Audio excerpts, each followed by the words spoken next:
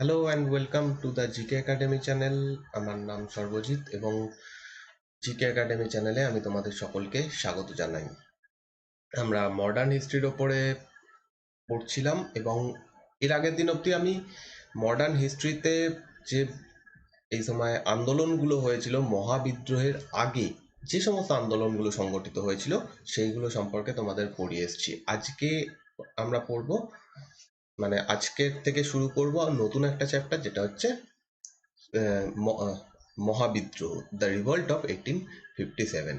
তো তোমরা যদি আগের ভিডিওগুলো না দেখে থাকো তাহলে আগের ভিডিওগুলো অবশ্যই দেখে নিও। এই চ্যানেলের প্লেলিস্টে রয়েছে, প্লেলিস্টের লিঙ্ক নিচে ডিসক্রিপশানে দেওয়া রয়েছে। মেনলি এটা ডাব্লিউবিসিএস প্রি, ডাব্লিউবিসিএস মেন্স এবং অন্যান্য পরীক্ষার জন্য করা হচ্ছে। এবং এই মডার্ন হিস্ট্রির এই ভিডিওগুলো প্রচণ্ড ডিটেলসে সমস্ত তথ্য দিয়ে এবং যেভাবে আমাদের হিস্ট্রিতে মানে ডাব্লিউবিসিএস এর জন্য পার্টিকুলারলি হিস্ট্রি যেরকম চাওয়া হয় সেরকমভাবে সেই স্ট্যান্ডার্ডে আমি তোমাদের পড়াচ্ছি। আশা করছি তোমাদের ভালো লাগছে। যদি ভালো লাগে অবশ্যই লাইক করো। আর যদি তোমরা আন একাডেমিতে আমাকে ফলো এখনো না করে থাকো তাহলে আন একাডেমিতে আমার ফ্রি লাইভ ক্লাস দেখতে পারো। সোম থেকে শুক্র দুপুর 2টো থেকে আমি 1 ঘন্টার জন্য লাইভ ক্লাস নিচ্ছি।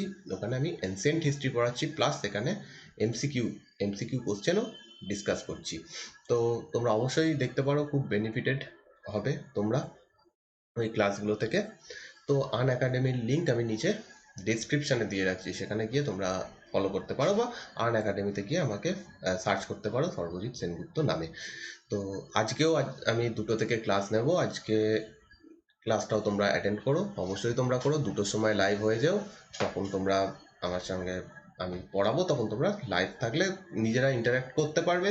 বুঝতে না পারলে কোনো জিনিস আমাকে কোশ্চেন করতে পারবে, প্লাস যে কোশ্চেন অ্যান্সার আমরা করব সেখানে তোমরা পার্টিসিপেট করতে পারবে। তো চলো আজকে আমরা এই ভিডিও শুরু করব দ্য রিভল্ট অফ 1857, 1857 খ্রিস্টাব্দের মহাবিদ্রোহ। তোমরা যারা এই পিডিএফগুলো পেতে চাইছো এই মডার্ন হিস্ট্রির ওপরে, তাহলে তারা টেলিগ্রাম চ্যানেলটা ফলো করে রাখো। এই চ্যানেলের টেলিগ্রাম চ্যানেল, যেটার নামটা আমি নিচে এখানে দিয়ে দিচ্ছি, দেখে তোমরা সার্চ করে নিও। আর যদি তোমরা গ্রুপে জয়েন হতে চাও তাহলেও টেলিগ্রাম গ্রুপ রয়েছে, সেখানেও জয়েন হতে পারো। ওখানে তোমরা কোশ্চেন যদি করতে হয় ওখানে করো, একসাথে এক জায়গায় কোশ্চেন করো। আমি আলাদা করে বলবো না যে আমাকে কোশ্চেন করো, প্রত্যেকে আলাদা আলাদা করে, তাহলে অসুবিধে হয়। অ্যাকচুয়ালি অ্যান্সার আমি দিতে পারি না। ওই এক জায়গায় থাকলে কি হবে, সবার যে কোয়ারি আছে, যা জিজ্ঞাসা রয়েছে আমি দিতে পারবো। তো আলাদা আলাদা করে আমি আগে হোয়াটসঅ্যাপ এবং টেলিগ্রাম নাম্বার দিয়েছিলাম তোমাদের, সেখানে তোমরা মেসেজ করতে আমাকে কোশ্চেন জিজ্ঞাসা করতে। এখন থেকে তোমরা এইখানে করো, এই গ্রুপে করো, তাহলে সুবিধা হবে কি, অনেকে তো মেসেজ করে ঠিকঠাক করে দেখা যায় না, মানে সবাইকে রিপ্লাই দেওয়া যায় না আলাদা আলাদা করে। তো এখানে দিলে আমি পরপর সেই রিপ্লাইগুলো দিতে পারবো। তো অবশ্যই তোমরা জয়েন হয়ে যাও। এখানে আমি দিয়ে দিচ্ছি যে সেই গ্রুপের নাম কি। গ্রুপের নাম হচ্ছে দ্য জিকে একাডেমি গ্রুপ। তো চলো শুরু করা যাক আজকে এই ভিডিও। আমি তোমাদের পলাশির যুদ্ধ সম্পর্কে পড়িয়ে এসেছি। 1757 খ্রিস্টাব্দে পলাশির যুদ্ধ হয় এবং পলাশির যুদ্ধের পর থেকে ব্রিটিশরা ধীরে ধীরে ভারতে পাওয়ার পেতে শুরু করে। তারা একটু একটু করে পুরো ভারত আস্তে আস্তে তারা দখল করতে শুরু করে এবং এর ঠিক 100 বছরের মধ্যে 1857 খ্রিস্টাব্দে একটা বড় সড়ো বিদ্রোহ হয়, যেটাকে আমরা মহাবিদ্রোহ বলে থাকি। 1757 খ্রিস্টাব্দ, 100 বছর। এই 100 বছরের মধ্যে 100 বছর যেতে না যেতেই একটা বড় সড়ো বিদ্রোহ এই জায়গাতে ভারতে দেখা যায় ব্রিটিশ শাসনের বিরুদ্ধে। এবার এই বিদ্রোহটার অনেক রকম বৈশিষ্ট্য রয়েছে। অনেকে এটাকে সিপাহী বিদ্রোহ বলছে, অনেকে এটাকে মহাবিদ্রোহ বলছে, অনেকে এটাকে বলছে ভারতের প্রথম স্বাধীনতা সংগ্রাম। তো সেই জিনিসগুলো কেন বলা হচ্ছে, কোনটা সঠিক, কার কথাটা আমরা মানবো, এই সমস্ত জিনিসগুলো আমরা এর পরের দিনের ভিডিওতে দেখব। আজকের ভিডিওতে বা আজকের ক্লাসে আমি যেটা বলতে চাইছি সেটা হচ্ছে এই বিদ্রোহের কারণ কি ছিল, কেন এই বিদ্রোহগুলো হয়েছে, এবং কারণগুলো বুঝলে মানে দেখলে বুঝে যাবে যে তোমাদের আহ,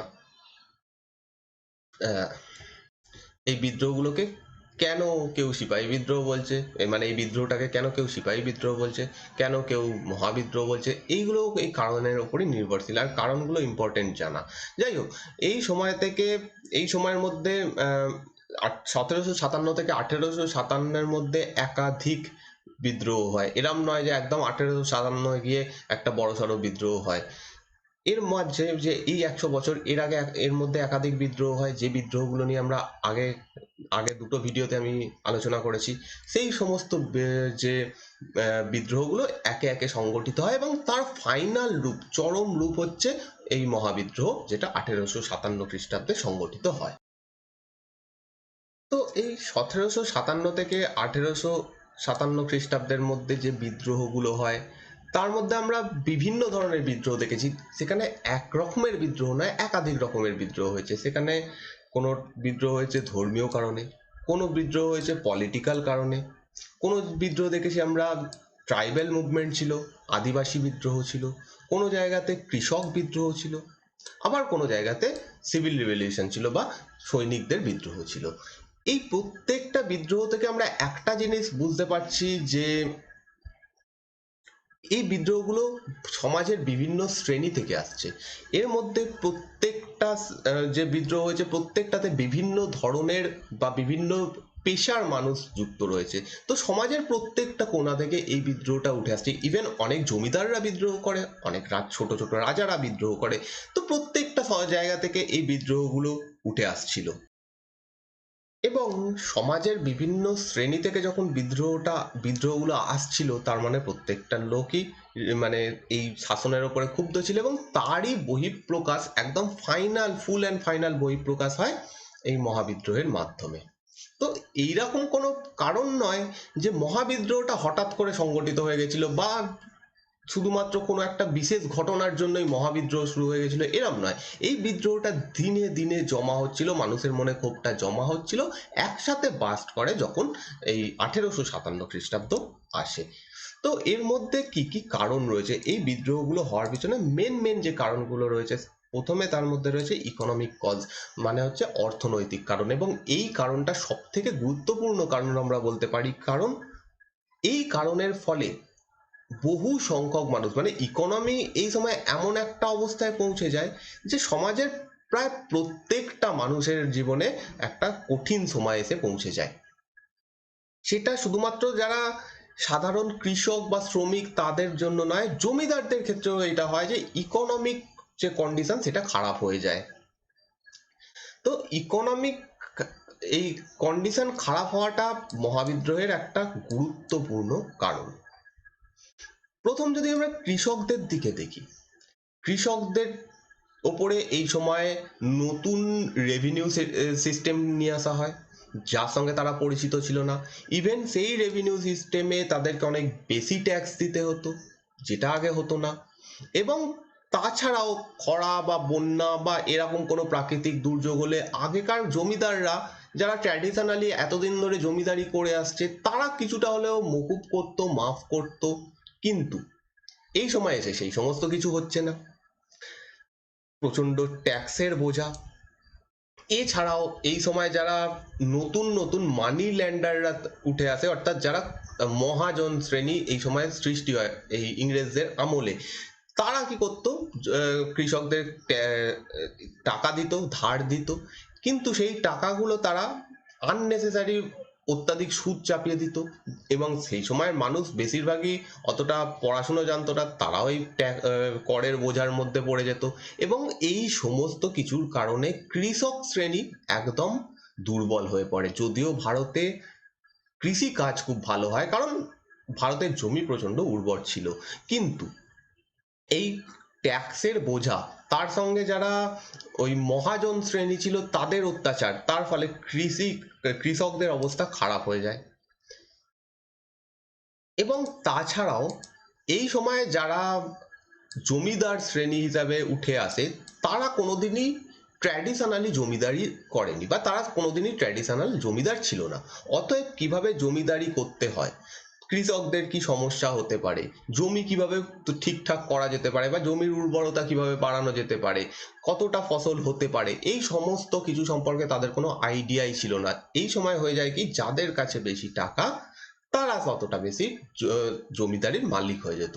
যেমন আমরা জানি চিরস্থায়ী বন্দোবস্ত, পাঁচশালা বন্দোবস্ত, 10 শালা বন্দোবস্ত, অন্যদিকে রায়তোয়ারি, মহলবাড়ি, এই সমস্ত ব্যবস্থাগুলো চালু হয়, যেগুলো সম্পর্কে আমি পরে আলোচনা করব যখন এই মহাবিদ্রোহটা শেষ হয়ে গেলে, তারপরে ওই ক্লাসগুলো নেব।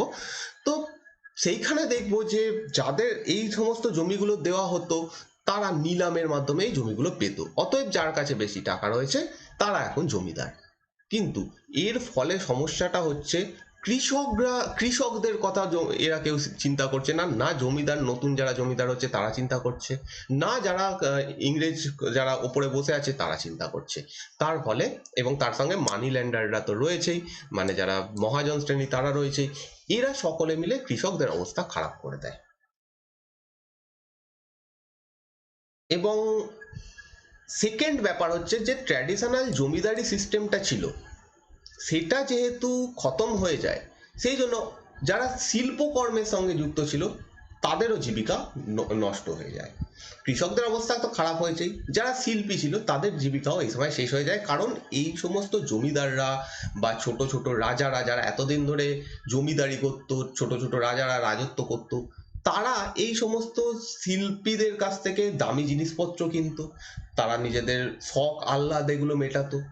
অতএব তাদের কারণে এই সমস্ত শিল্পীদের জীবিকা ভালো ছিল, শিল্পীরা ভালো আয় করতো। কিন্তু যেহেতু এই জমিদাররা যারা ট্র্যাডিশনাল জমিদার ছিল তারাই চলে যায়, তার সেই শ্রেণীটাই নষ্ট হয়ে যায়, তার ফলে এই শিল্পীদের যে কাজ বা তাদের যে শিল্পকর্ম সেটা কেনার কোনো লোক থাকে না, বা কোনো বড় জমিদার এই সময় থাকে না যে এগুলো কিনবে। এবার যারা নতুন জমিদারি নিচ্ছে তারা অধিকাংশই শহরে থাকতো, এবং তারা মেনলি বিদেশি জিনিস, ব্রিটিশদের জিনিস পছন্দ করত।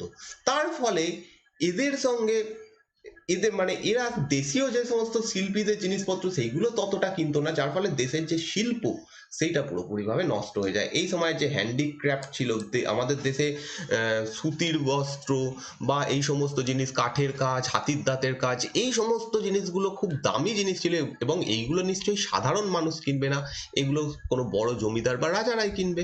তো তারা যেহেতু নষ্ট হয়ে যায়, তো এই সমস্ত জিনিসগুলো, ইন্ডিয়ার যে হ্যান্ডিক্রাফট ছিল সেটাও ধ্বংস হয়ে যায়। তার সাথে সাথে এসে যায় ব্রিটিশদের জিনিসপত্র, এবং হাতে তৈরি জিনিসের থেকে ব্রিটিশদের কলকারখানায় তৈরি জিনিস অনেক সস্তা হতো। তার ফলে সাধারণ মানুষ ব্রিটিশ জিনিসের ওপরে নির্ভরশীল হয়ে পড়ে। এছাড়াও দেশের যে জিনিসপত্রগুলো ছিল এই সেইগুলো সেইগুলোর ওপরে ট্যাক্স নেওয়া হতো, কারণ ব্রিটিশদের যে জিনিসগুলো ছিল সেগুলো ট্যাক্স ফ্রি ছিল। তার ফলেও ব্রিটিশদের জিনিসের দাম কমে যায়, এবং তার ফলে দেশীয় যে শিল্প সেটা পুরোপুরিভাবে এই সময় ধ্বংসপ্রাপ্ত হয়ে যায়। তো আমরা এতক্ষণ অব্দি দেখলাম যে দুটো শ্রেণীর জীবিকা প্রায় নষ্ট হয়ে যায়। কৃষক, তাদের অবস্থা খারাপ হয়ে যায়, যারা শিল্পী ছিল তাদের অবস্থা খারাপ হয়ে যায়। এরপরে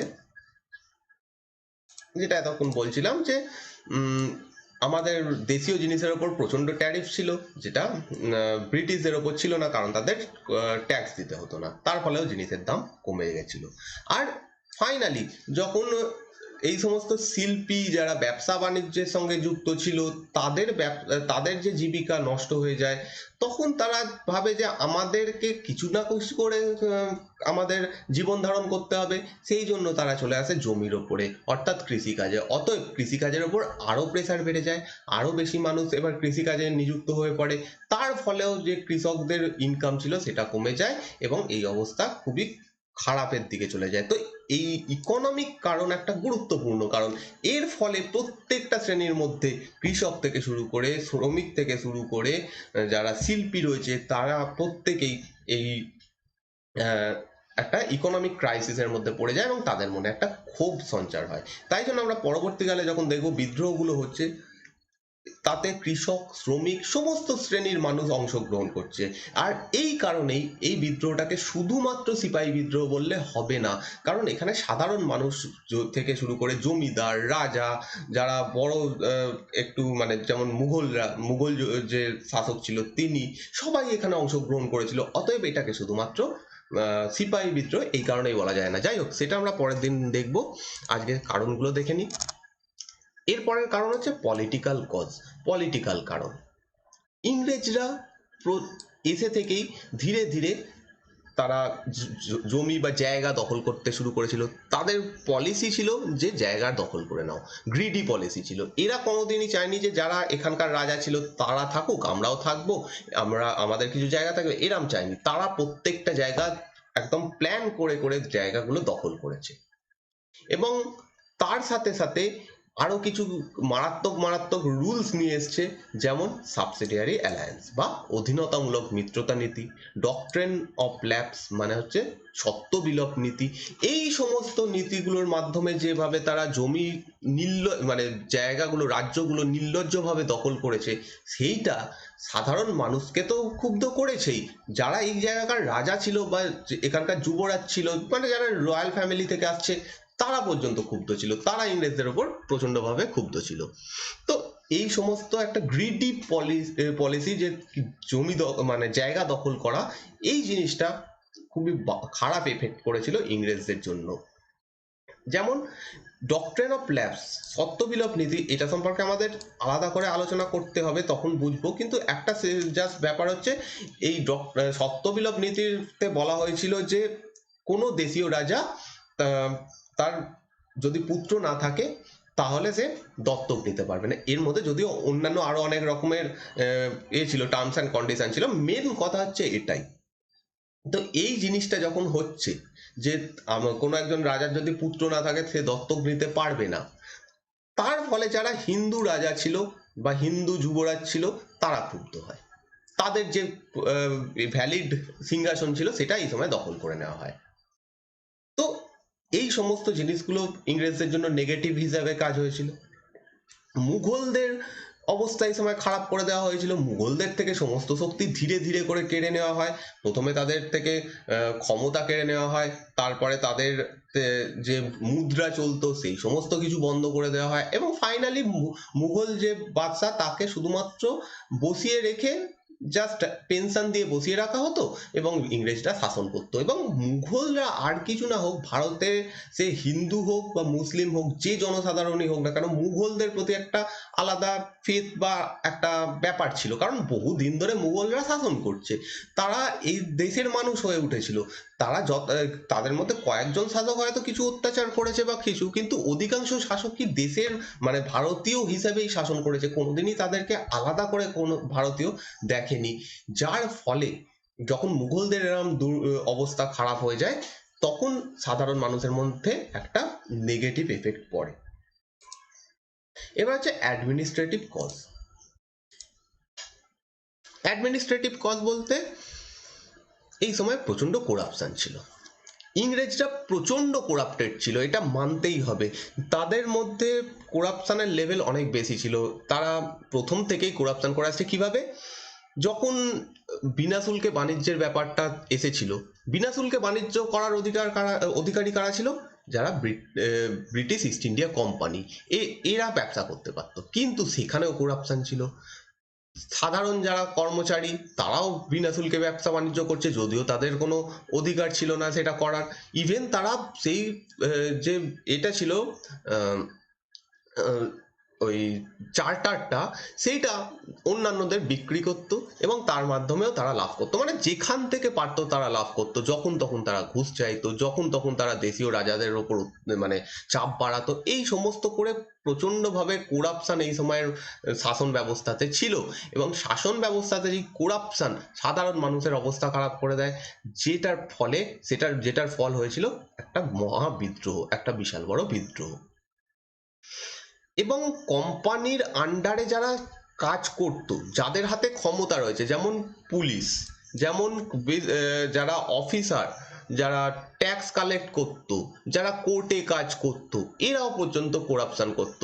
এদের মধ্যেও প্রবলেম ছিল। এরা জোর করে টাকা চাইতো, সাধারণ মানুষকে অত্যাচার করে টাকা নিয়ে নিত। তো এই সমস্ত জিনিসগুলো অবশ্যই নেগেটিভ এফেক্ট ফেলেছিল এই ব্রিটিশের শাসনের ওপরে, এবং সেটা ধীরে ধীরে জমা হতে হতে ফাইনালি যখন সিপাহী বিদ্রোহটা শুরু হয়, প্রথমে অবশ্যই সিপাহীরা বিদ্রোহ করেছিল, কিন্তু তারপরে সাধারণ মানুষ এদের জমায়েত হয়ে যায়। কারণ হচ্ছে এই কারণ, এই যে আমরা যে আলোচনা করছি সেই কারণগুলো। আচ্ছা, তোমাদের যদি ভালো লাগে ভিডিওটা প্লিজ লাইক করে দিও। যদি তোমাদের আমার ক্লাস ভালো লাগে অবশ্যই একটু লাইক করো, আর যদি পারো একটু শেয়ার করো। চলো, এরপরে এরপরের ব্যাপার হচ্ছে ব্রিটিশ রুল। ব্রিটিশ রুলকে কোনোদিনই ভারতীয়রা নিজেদের মনে করেনি, কারণ ব্রিটিশরা একদম ভারতীয়দের থেকে আলাদা ছিল।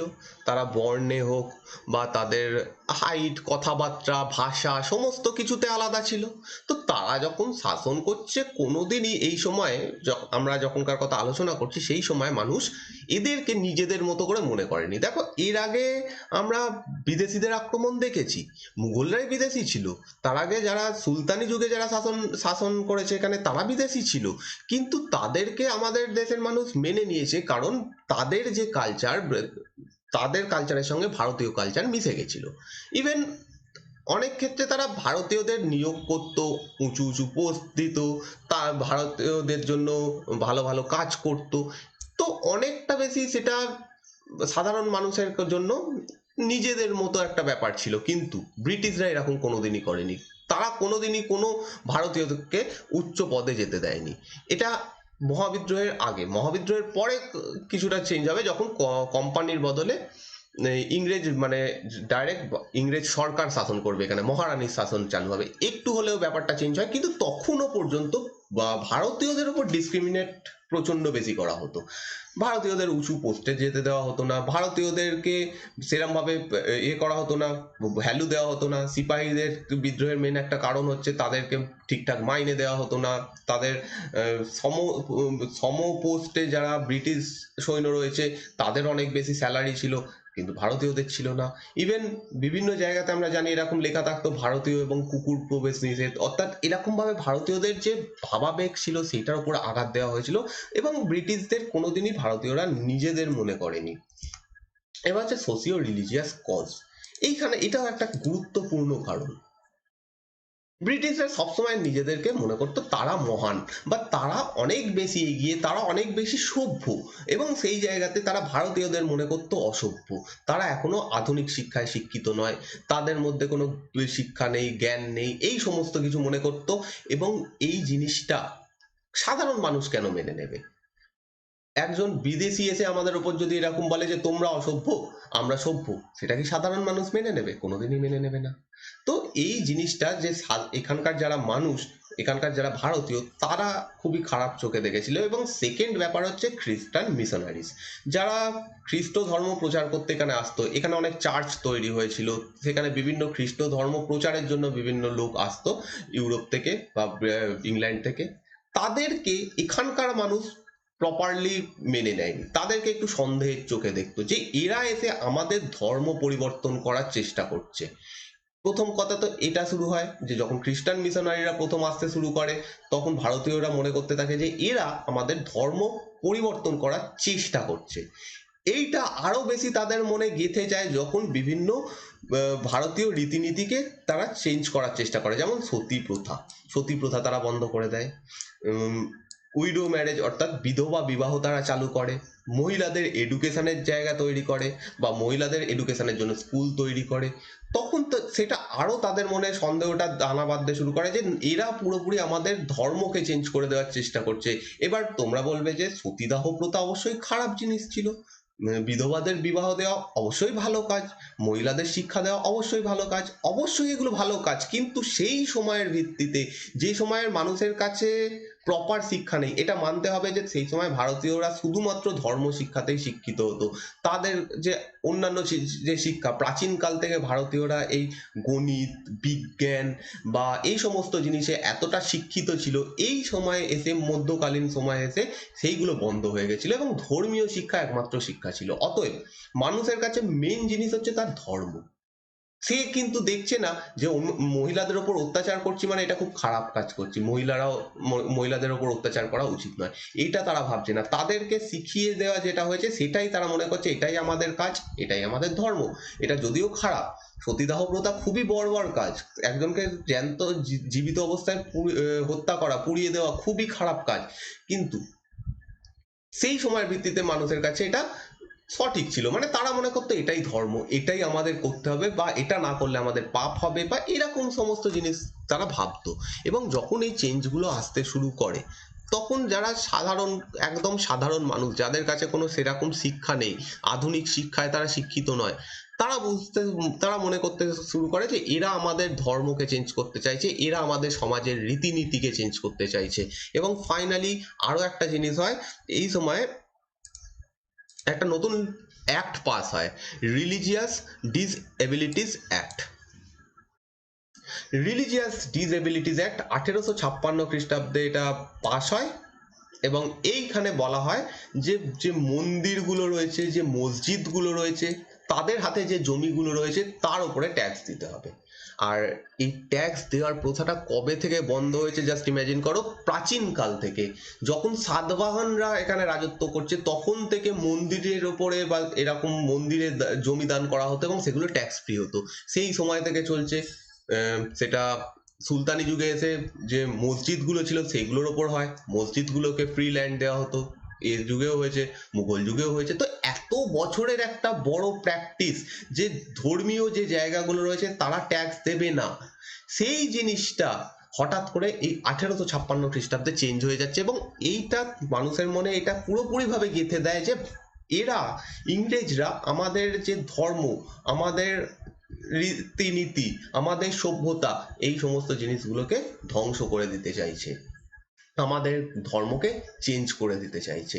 তো এই জিনিসগুলো হয়। এবং এই 1856 খ্রিস্টাব্দের এই একটা আরো একটা জিনিস বলা হয় যে যদি কেউ ধর্ম পরিবর্তন করে তাহলেও পিতার সম্পত্তির ওপর পুত্রের অধিকার রয়েছে। হিন্দু ধর্ম অনুযায়ী এই সময়ের নিয়ম ছিল, যদি কেউ ধর্ম পরিবর্তন করে, যদি সে অন্য কোনো ধর্মে যায়, সেটা ইসলাম ধর্ম নিতে হতে পারে, বৌদ্ধ ধর্ম হতে পারে, বা খ্রিস্ট ধর্ম হতে পারে, যে কোনো ধর্ম যদি সে নেয় তাহলে তাকে আর পিতার সম্পত্তির ভাগ দেওয়া হবে না। কিন্তু যখন এরকম অ্যাক্ট পাস করা হয় যে সাধারণ যারা ধর্ম চেঞ্জ করছে তারাও এটার ভাগ পেতে পারে, তখন সাধারণ মানুষ বোঝে যে এইগুলো আমাদের পুরো ডাইরেক্ট ধর্মের ওপর আঘাত করা হচ্ছে। আর ধর্মের ওপর আঘাত করা মানে খুবই বড় একটা ব্যাপার। তোমরা জানো যে কেউ যদি, আমাদের যতই অপমান করা হোক না কেন, আমরা সেটা কোনোভাবে মেনে নেব বা অতটাও রিয়াক্ট করবো না যদি আমাদের কেউ ধর্মের ওপর আঘাত করে। কেউ যদি ধর্মের ওপর আঘাত করে তখন মানুষ প্রচন্ডভাবে ক্ষুব্ধ হয়, বা তখন প্রচন্ডভাবে শক্তিশালী হয়ে যায়, ইউনাইটেড হয়ে যায়, একত্রিত হয়ে যায়। ধর্ম এমন একটা জিনিস, ধর্ম সেটা ভালোও করতে পারে আবার খারাপও করতে পারে। কেউ যদি ধর্মের নামে কোনো কিছু বলে তাহলে সেটা মানে উল্টো কথা বলে, কারোর ধর্মকে কেউ ছোট করে, তাহলে অবশ্যই সবাই মিলে সেই ধর্মের মানুষ একত্রিত হয়ে যায়। এবং এই ক্ষেত্রেও তাই হয়েছিল, এই ক্ষেত্রেও সেম ব্যাপার হয়েছিল যখন তারা দেখছিল যে ইংরেজরা এইভাবে ধর্মকে আঘাত করতে চাইছে। এবার হচ্ছে আউটসাইড ইভেন্ট। এই সময় বাইরে কিছু কিছু ঘটনা ঘটছিল যেটা এই জায়গাকার যারা মানুষ, ভারতের যারা মানুষ, তাদের চোখের সামনে ঘটছিল এবং সেগুলো তারা দেখতে পাচ্ছিল। যেমন ব্রিটিশরা কিছু কিছু যুদ্ধে হেরে যাচ্ছিল, কিছু কিছু যুদ্ধে অবশ্যই তারা হেরে গেছে। যেমন আমরা মহীশূরের সঙ্গে যুদ্ধে দেখেছিলাম পরপর অনেকবার তারা হেরে গেছে।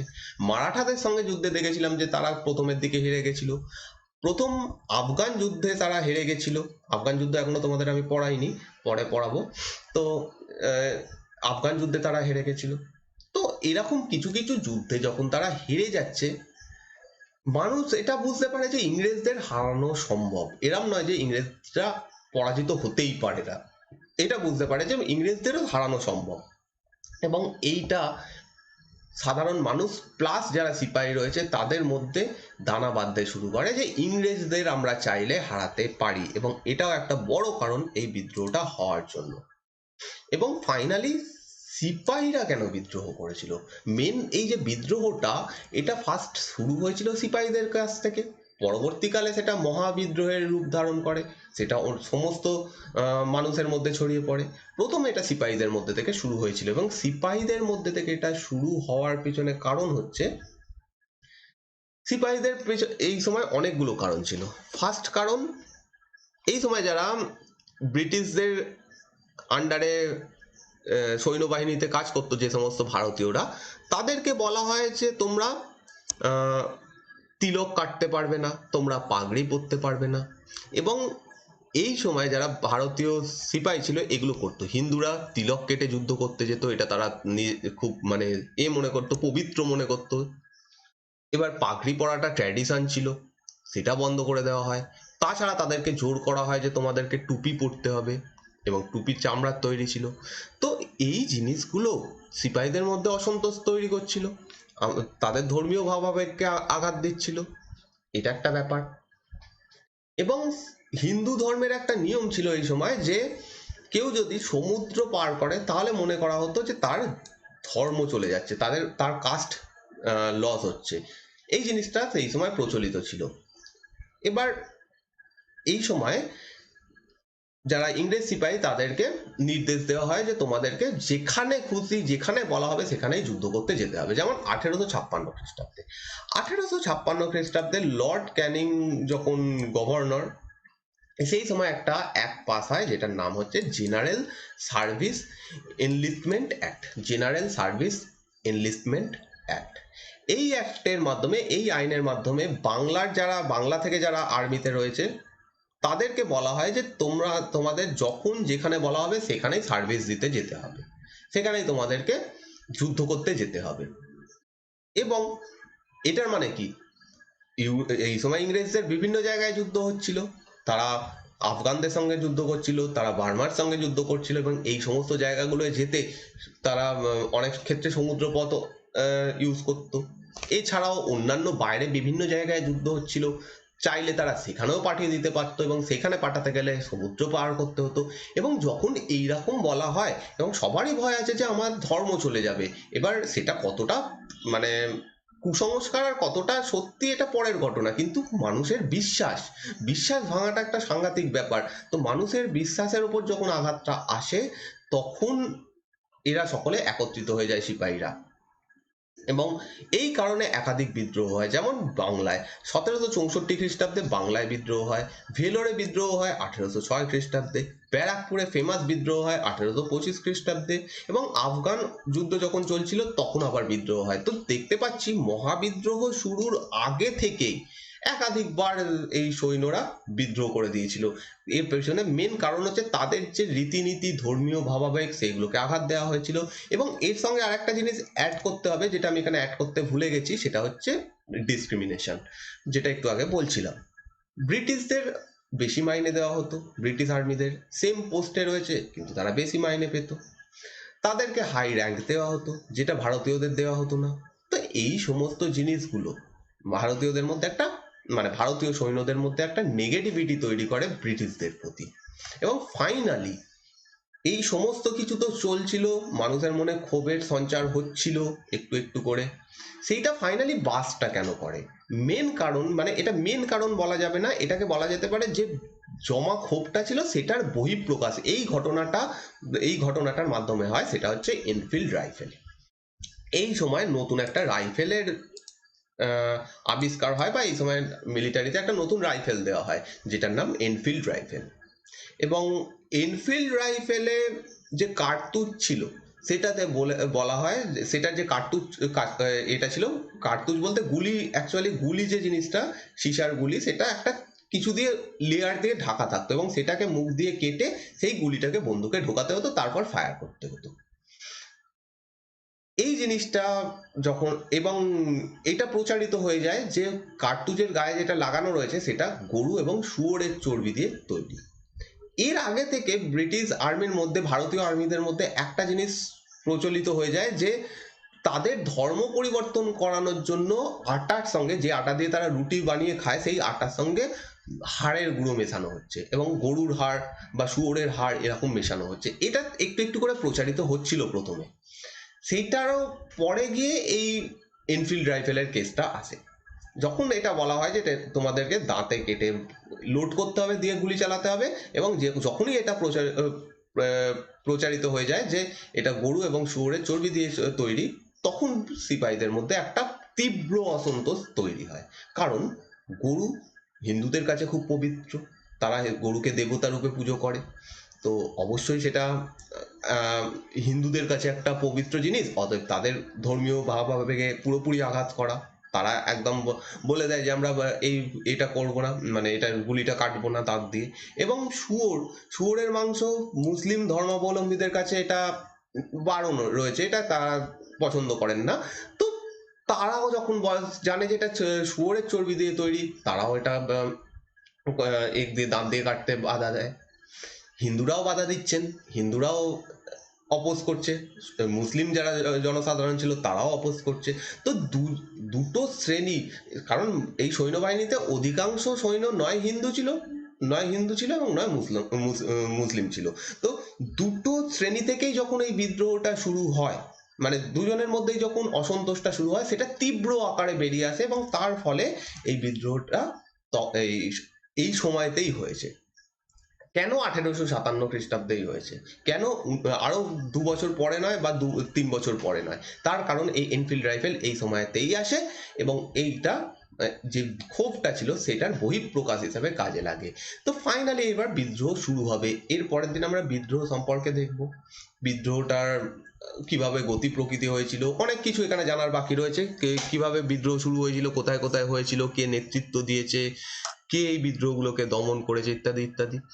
তাছাড়া এই বিদ্রোহটাকে কেন মহাবিদ্রোহ বলা হচ্ছে, কেন এটাকে সিপাহী বিদ্রোহ বলা হচ্ছে না, এই সমস্ত জিনিসগুলো আমরা পরপর দেখব।